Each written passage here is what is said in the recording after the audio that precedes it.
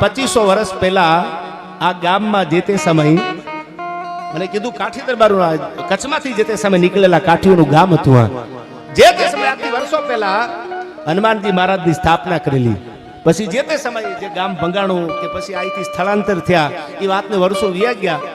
બાદરગઢમાં કોઈને ખબર નહોતી કે હનુમાનનું મંદિર એક નાનું એવું હનુમાનનું સ્થાપન કર્યું છે. આ પાદરમાં હનુમાનજીનું સ્થાપન કર્યું કોઈને ખબર હતી નહીં.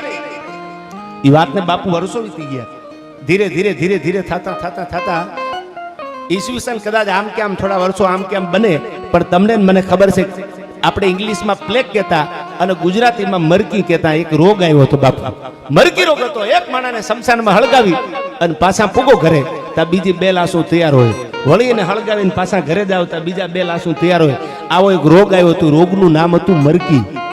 આ બાદરગઢમાં હનુમાનજી બિરાજે છે એટલે મને અશોક સિંહ વાત યાદ આવી. મરકી રોગ આવ્યો, પ્લેગ હતો. એને ઇંગ્લિશમાં પ્લેગ કહેતા હતા. પધારો બાપજી. એટલે એ રોગ આવ્યો, એ મરકી રોગ આવ્યો. અને એ રોગ આવ્યો અને પછી એક લાશને પુગાડે બીજી ઉપાડે, એકને પુગાડે બીજી ઉપાડે એવી હાલત થઈ ગઈ. ત્યારે આ બાદરગઢમાં એક પટેલના માડી, મોટી ઉંમરના માજી હતા.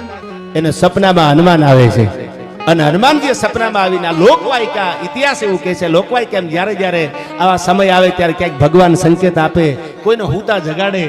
તેથી એક માતાજી એક માડી ઉંમર લાયક અને એમને સપનામાં આવી અને હનુમાનજી મહારાજે કીધું કે આ પાદરમાં હું બિરાજું છું, આ હું બેઠો છું, મારો યજ્ઞ કે હવન કરો.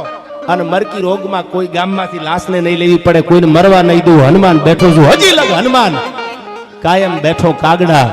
અને પછી માડી હવારમાં વાત કરી કે મને હનુમાનજી સપનામાં આવ્યા અને આવું કીધું કે આવું કરીએ તો સારું કામ છે ધર્મનું. એ વખતે આ બાદરગઢમાં હનુમાન છે એ ખબર બાદરગઢ વાળાને હતી નહીં. પછી હનુમાનજીનો જબરજસ્ત યજ્ઞ કર્યો.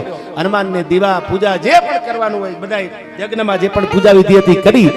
ઇતિહાસ એનો ગવાહ છે. મરકી રોગ આવીને હોય ગયો પ્લેગ, ત્યાં સુધી આ પાદરમાં કોઈનું રૂવાડું ખાંડું નથી થયું. શું કામ? હનુમાન બેઠો છે. આ બે આશીર્વાદ હનુમાનજી મહારાજના છે. એ પરચા છે હનુમાનના.